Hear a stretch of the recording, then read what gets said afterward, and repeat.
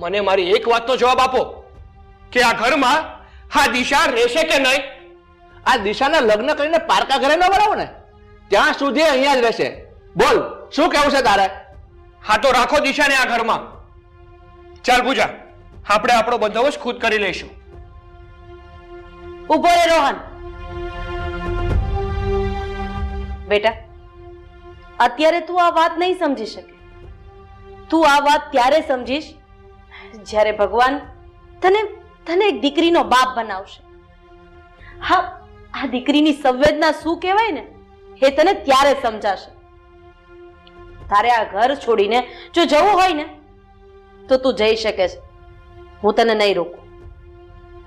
Mummy, હવે તમે વધારે સલાહ ન આપો ને તો સારું, કારણ કે તમે તો ફરજને આધીન છો. હા, હું ફરજને આધીન હતી અને રહી.